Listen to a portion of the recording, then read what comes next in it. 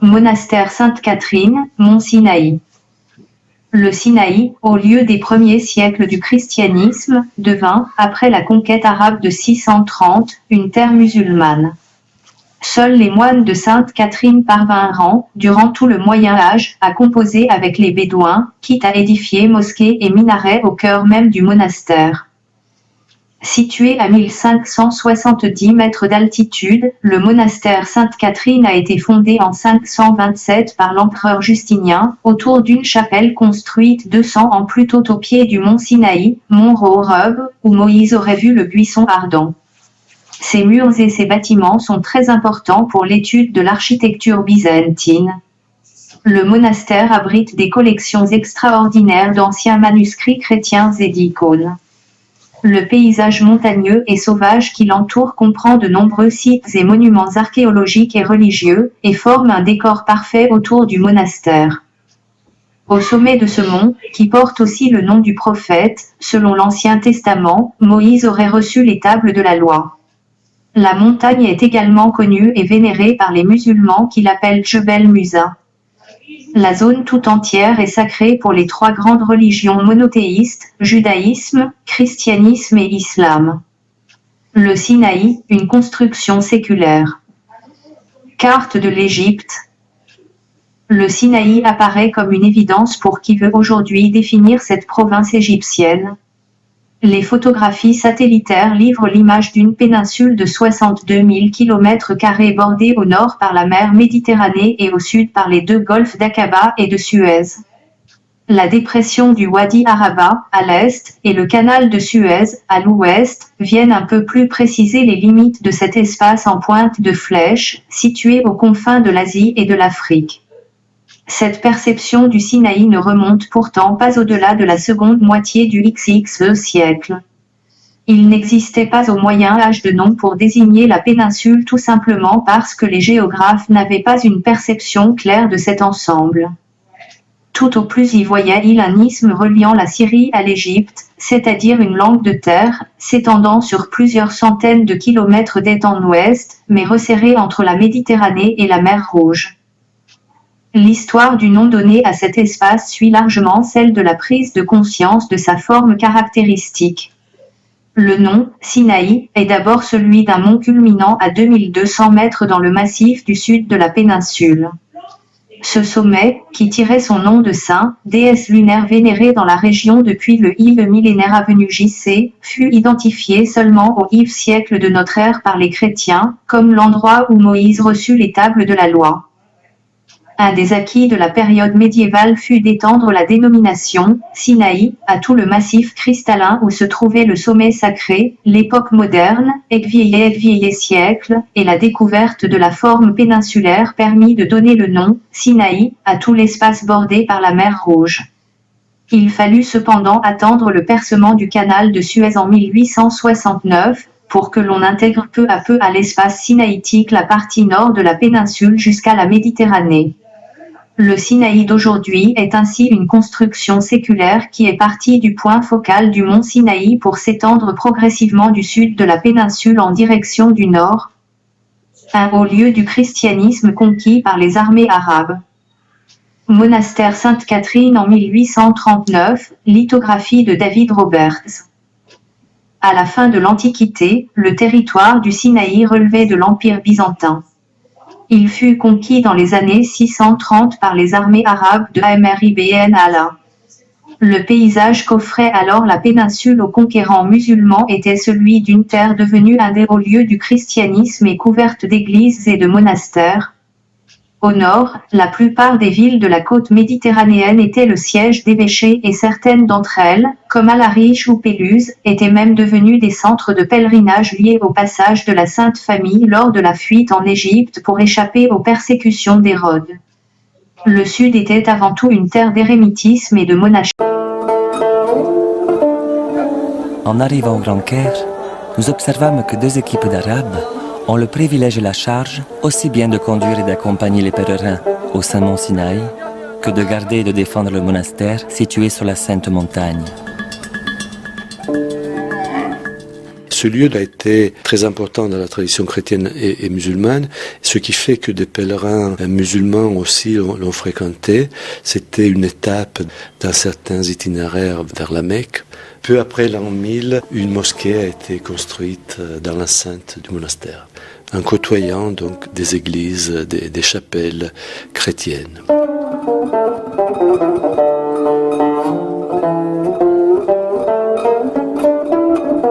Au sommet du mont Sinaï, il y a une chapelle, mais également une petite mosquée. Et on voit donc une duplication même des lieux de culte et de lieux saints. Les pèlerins musulmans étaient hébergés par les moines, pouvaient résider, donc passer quelques jours dans le monastère et pouvaient utiliser la mosquée pour y prier. De nombreux récits de pèlerinage montrent que les pèlerins musulmans priaient également dans une église du monastère qui est liée à la tradition du buisson ardent. Et on voit que cette tradition s'est perpétuée jusqu'à pratiquement à nos jours, car on voit une photographie d'il y a quelques années qui montre un musulman qui prie à l'intérieur de cette chapelle à la présence d'un moine orthodoxe. Se situe le mont Sinaï. Ce qui est important d'avoir à l'esprit, c'est que aucun juif n'a situé le Sinaï dans le sud de la péninsule au monastère Sainte-Catherine. Aucun juif ne l'a situé là. C'est une localisation qui s'est faite du temps de Constantin ou de la mère de Constantin au IIIe siècle, parce qu'il y avait des mystiques qui se réunissaient à cette période et il devint commun d'associer cette région où les mystiques étaient en extase et donc il est devenu commun d'associer donc ce lieu donc avec l'expérience donc du peuple juif, le mont Sinaï où Moïse reçut les 10 tables. La Bible nous donne des détails très intéressants pour situer le mont Sinaï, remarquable. Exode chapitre 2 verset 15. Pharaon apprit ce qui s'était passé et il chercha à faire mourir Moïse, mais Moïse s'enfuit de devant Pharaon et il se retira dans le pays de Madian, où il s'arrêta près d'un puits. Actes, chapitre 7, verset 29, nous dit « À cette parole, Moïse prit la fuite où il alla séjourner, où dans le pays de Madian, où il engendra 2 fils. » Donc cette localisation est très claire. Moïse, lorsqu'il a quitté l'Égypte, est allé se réfugier où? En Madian. Exode chapitre 3, verset 1.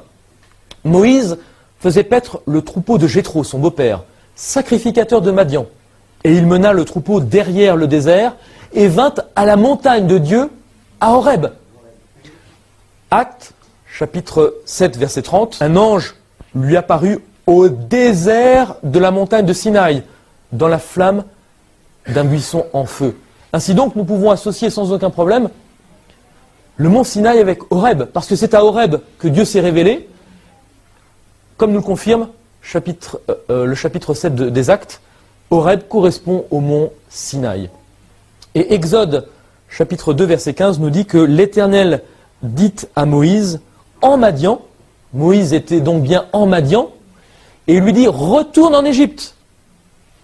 Exode, chapitre 3, verset 12, Dieu dit, je serai avec toi, et ceci sera pour toi le signe que c'est moi qui t'envoie. Quand tu auras fait sortir d'Égypte le peuple, vous servirez Dieu sur cette montagne. Là où était Moïse, à Horeb, au Sinaï, à Madian.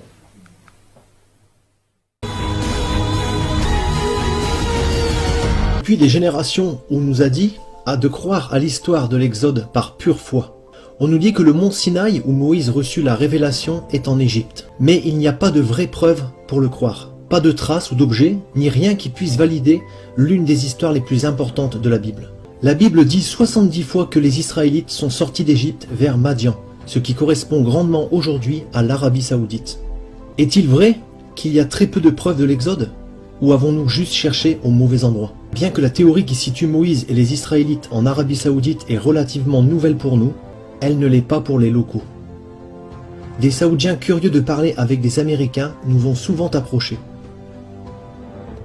Une des premières choses qu'ils disaient était « Vous savez que Moïse et son peuple étaient ici, laissez-moi vous montrer. La tradition qui situe le mont Sinaï en Égypte ne date que du IVe siècle avant Jésus-Christ. De nouvelles recherches basées sur des sources judaïques, chrétiennes et islamiques indiquent une tradition plus vieille de 600 ans.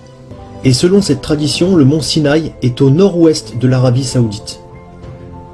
Cette tradition parle de Jabal Makla, un pic de la chaîne de montagnes nommée Jabal al-Lawz, comme étant la vraie montagne de Moïse. Plusieurs sources historiques, dont Flavius Joseph, ont écrit que le mont Sinaï est le plus haut pic près d'une ville qui est appelée aujourd'hui Al-Bad. Les locaux qualifient Jabal Makla de Jabal Moussa, la montagne de Moïse. Donc vous appelez cette montagne Jabal Moussa? Oui. Une particularité de cette montagne est en son sommet noir que vous apercevez derrière moi. La Bible dit que Dieu descendit du mont Sinaï sous forme de feu. La cime noire se démarque de l'alentour et les rochers ne sont noirs que de l'extérieur. Les chercheurs divergent, ces pierres noires confirment le récit biblique ou ne sont-elles que des pierres volcaniques naturelles? Une poignée d'Américains a essayé de s'infiltrer dans cette zone dans les années 70-80. Ils furent arrêtés et leurs photos et vidéos confisquées par la police saoudienne. Leurs preuves furent perdues. Cependant, des images et des vidéos commencèrent doucement à fuiter dans le monde. Pour ces explorateurs arrêtés, le site était gardé secret par le régime saoudien. Une théocratie cachant ce lieu du monde avec des grillages et des forces de police. En voulant comprendre pourquoi les Saoudiens cachaient ce lieu, j'ai pris contact avec des sources dans le monde islamique. J'étais depuis 15 ans dans les renseignements, le contre-terrorisme et les relations internationales. Un de mes meilleurs contacts avait une histoire à me raconter. Il appartenait à un groupe djihadiste. Il avait même des réunions avec les services pakistanais et de proches associés d'Oussama Ben Laden. Et maintenant, il parlait pour la première fois. Quand j'étais dans le monde du djihad, on savait tous que le mont Sinaï est en Arabie Saoudite. Moïse fuit l'Égypte après avoir tué un Égyptien qui maltraitait un esclave hébreu. Il s'enfuit à Madian. Là, il s'assoit près d'un puits et rencontre les filles de Jéthro qui venaient prendre de l'eau pour leur troupeau. Moïse épouse l'une de ses filles. Nous sommes maintenant dans l'ancienne terre de Madian, près de la ville que les locaux décrivent comme étant la terre de Jéthro. En visitant ce lieu, plusieurs Saoudiens nous ont approchés pour nous dire que c'était là où Jéthro et Moïse résidaient. Ils nous ont montré un ancien puits protégé par des grilles et désigné site archéologique. Depuis longtemps, les Saoudiens considèrent que c'est le puits où Moïse a rencontré les filles de Jéthro. Des musulmans du monde entier viennent le voir.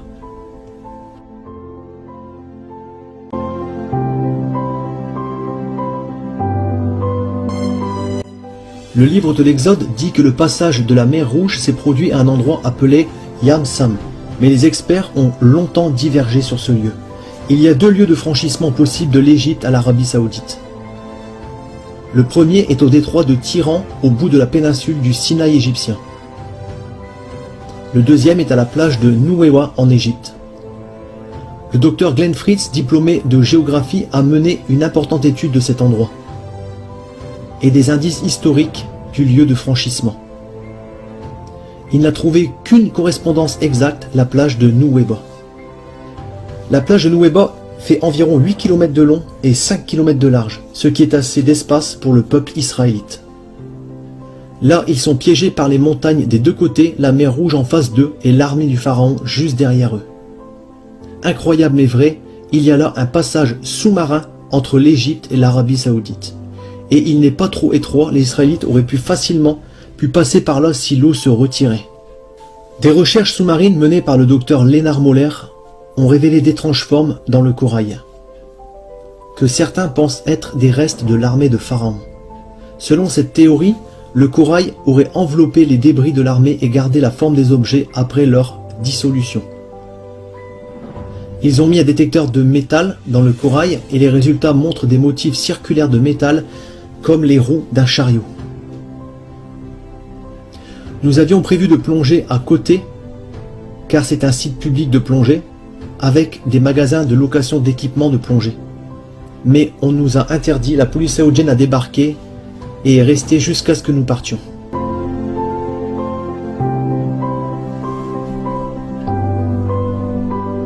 Après le passage de la mer Rouge, Moïse et son peuple s'arrêtèrent à un endroit près du mont Sinaï nommé Élim. En manque d'eau, ils trouvèrent un endroit unique avec 12 sources et 70 palmiers. Dans le chemin vers le possible vrai mont Sinaï, il y a un lieu qui correspond avec plein de palmiers et jusqu'à aujourd'hui 12 sources. Les Saoudiens locaux nous ont indiqué ce lieu et l'appelaient justement Élim.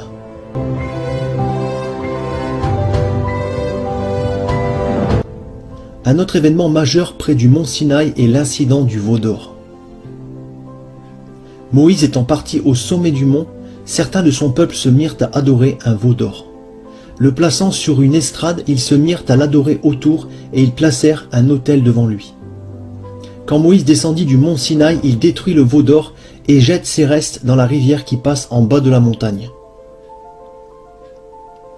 Ici, en face de la montagne, on a peut-être les restes du lieu d'adoration du veau d'or. Derrière les grillages se trouve le site archéologique que les Saoudiens protègent. Vous voyez l'estrade avec plein de hiéroglyphes de vaches et de gens qui l'adorent? De même qu'une structure légèrement surélevée qui peut être l'autel en face de l'estrade du veau d'or. Un panneau en arabe et en anglais défend les intrus de pénétrer dans la zone. La tradition locale qui attribue à cet endroit l'adoration du veau d'or est si forte que si on vous voit dans les parages, on croit que vous cherchez de l'or. Selon la Bible, les adorateurs du veau d'or disent « Ce sont vos dieux, ô Israël ». Ce verset indique qu'il y a plusieurs représentations de taureaux, tandis que les Israélites adorent le veau d'or. En haut de l'estrade, il y a une surface circulaire où le rocher est érodé. Il est possible que ce soit l'endroit où Moïse a réduit le veau d'or en poudre. Après que Moïse a détruit le veau d'or, 3000 des adorateurs du veau d'or sont tués. Il doit donc y avoir un lieu où des milliers de personnes sont enterrées. Environ 6 km de là, il y a un massif cimetière antique. Cela semble être un lieu de sépulcre où les tombes furent creusées en même temps. Il est juste à l'extérieur de la plaine où les Israélites auraient campé. Il est donc exactement au bon endroit si l'histoire a eu lieu là. C'est ici aussi les Saoudiens ont établi que c'est un site archéologique où la police patrouille.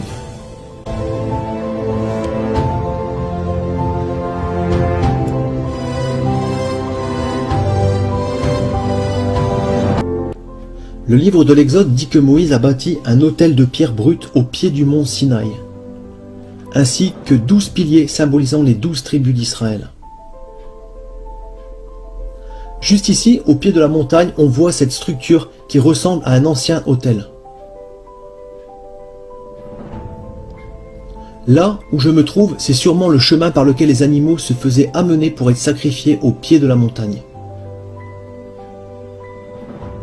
Le chemin mène à cette zone de la structure qui est peut-être la plateforme de sacrifice des animaux. Les Saoudiens disent que ça n'a rien à voir avec Moïse, mais ils admettent avoir trouvé des os d'animaux sous la terre. Les gens qui sont venus ici il y a plusieurs décennies disent qu'on pouvait clairement voir 12 piliers.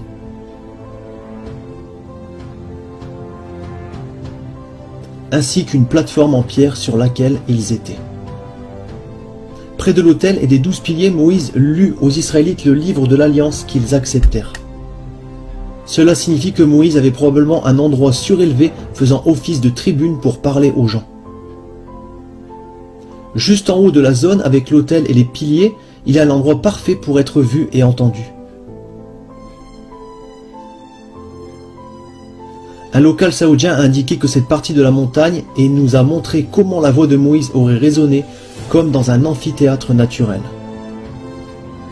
La Bible dit qu'un ruisseau coulait du mont Sinaï fournissant de l'eau aux Israélites.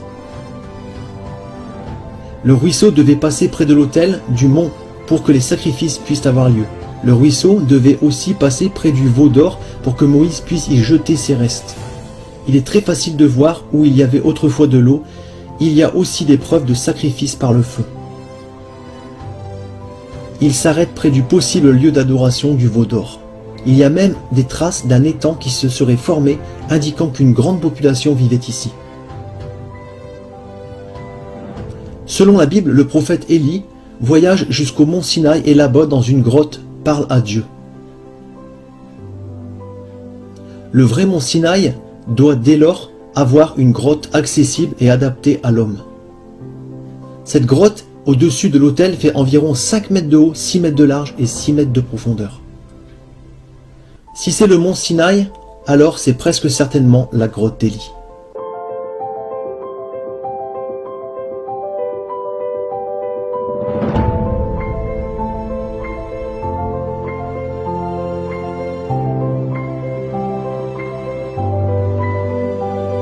En allant au mont Sinaï, les Israélites campent à un endroit sans eau. Moïse va vers un rocher bien précis, frappe de son bâton et de l'eau en jaillit miraculeusement.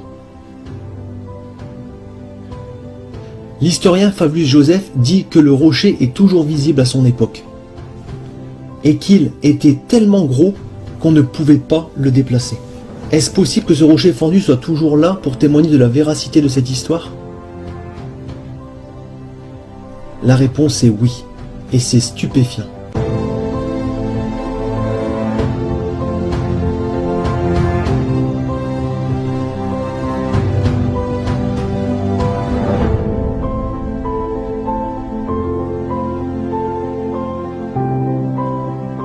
Ce rocher fendu a été découvert par Jim et Penny Caldwell, un couple américain travaillant en Arabie Saoudite dans les années 90. Les locaux ont deux noms pour cet endroit, l'eau de Moïse et le rocher fendu de Moïse. Ce rocher fendu est en haut d'une colline de 30 mètres et fait une quinzaine de mètres. Ce qui est vraiment incroyable dans ce lieu, c'est que les pierres en contrebas sont lisses.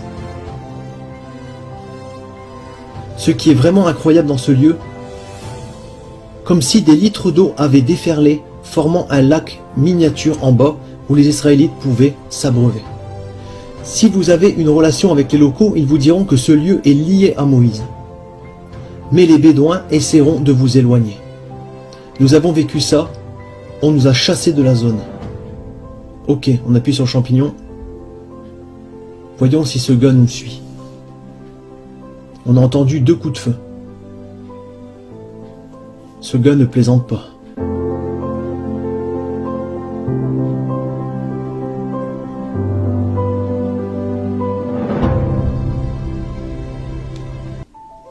La Bible dit que le lieu où les Israélites ont combattu les Amélacites près du rocher fendu se nomme Riphidim, ce qui signifie lieu de repos. Les inscriptions en hébreu que nous avons trouvées ici signifient aussi lieu de repos.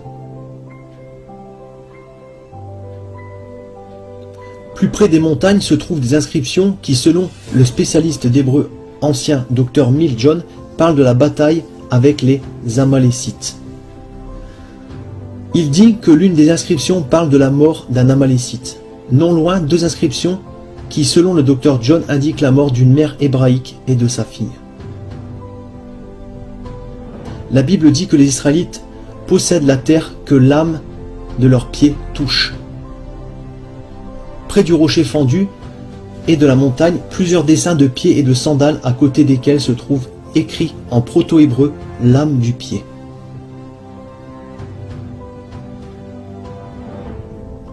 Il y a une autre zone près de la montagne qui se nomme Wadi Moussa, la vallée de Moïse.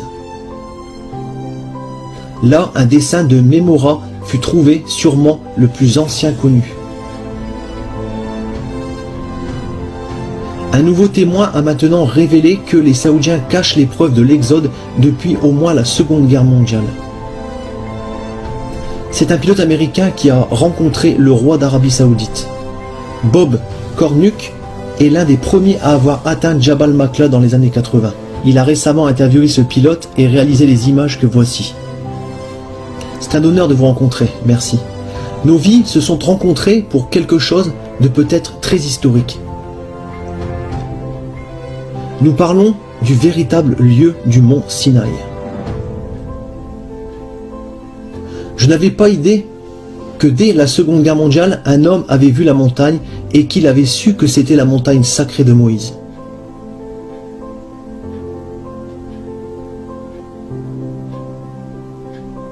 Des musulmans vous ont dit que c'était la montagne ? Oui, ils savaient que tous qu'elle était sacrée. Ils m'ont interdit de voler autour. Ils m'ont dit que c'était interdit d'accès, que je serais tué par Dieu, soit par l'un d'entre eux, je ne sais pas. Quand j'ai décollé, j'étais mort de trouille. Bien sûr, j'ai volé autour. La montagne était noire au sommet. Oh, c'était d'un vert noirâtre. C'était suffisamment sombre pour être quelque peu effrayant. Vous voulez savoir ce que je pense? C'est le mont Sinaï.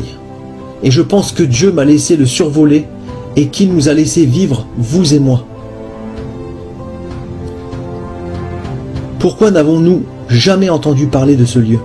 Pourquoi presque toute l'attention se porte sur des sites égyptiens malgré le manque de preuves? Pensez au nombre de choses qui correspondent avec le récit biblique ici. Il y a une plage et un passage où le passage de la mer Rouge aurait pu avoir lieu.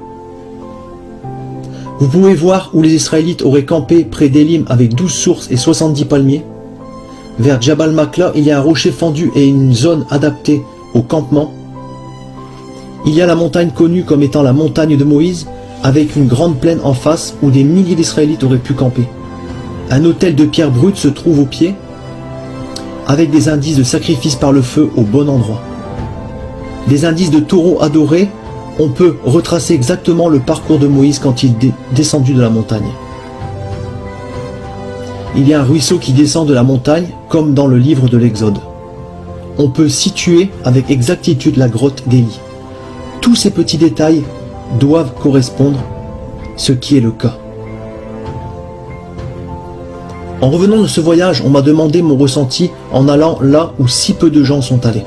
Les sentiments prévisibles sont faciles à décrire, l'adrénaline, l'émerveillement. Mais il y avait une émotion plus difficile à décrire, je ne méritais pas d'être là. Je n'ai pas légué ma fortune aux pauvres, je ne suis pas scientifique ou pasteur. Il y a toujours des jours où je ne ressens aucune foi. Mais en regardant les montagnes, je me suis rappelé que la Bible montre clairement que Dieu n'utilise pas le meilleur ou le plus attendu. Même Moïse était si peu confiant qu'il ne voulait pas la mission. Plutôt que de l'utiliser, les plus qualifiés, Dieu a tendance à choisir l'inattendu. Celui qui manque d'assurance, l'imparfait, le déprimé, l'incertain, le donné perdant. Chacun peut œuvrer, particulièrement ceux qui pensent qu'ils ne peuvent pas. À cet instant même, les Saoudiens construisent une mégacité de 33 fois la taille de New York. Si nous n'agissons pas, les constructions saoudiennes pourraient détruire les preuves et empêcher les fouilles dans le futur. Pour essayer d'empêcher cela, on a créé un site web et une organisation à but non lucratif pour soutenir les recherches et convaincre les Saoudiens de préserver le site. Nous sommes dans une période inédite. Ces images et autres preuves de la Bible sont à portée de clic pour quiconque ayant une connexion Internet. Si ces sites sont révélés, ils changeront le Moyen-Orient à jamais et impacteront les milliards de juifs, chrétiens et musulmans, ainsi que les autres. Le monde est sur le point de changer. Mount Sinai was first discovered in 1984 by Ron Wyatt and his sons, who walked across the border into Saudi Arabia without a visa in order to document the evidence here. After seeing the mountain, he and his sons were captured and were accused of espionage. They spent 78 days in prison, awaiting execution, before they were finally released. Here, they were interviewed by CBS television. As the day ends at Mount Sinai, there is a new chapter to investigate. The Ark of the Covenant, which was built right here at this mountain 3,500 years ago.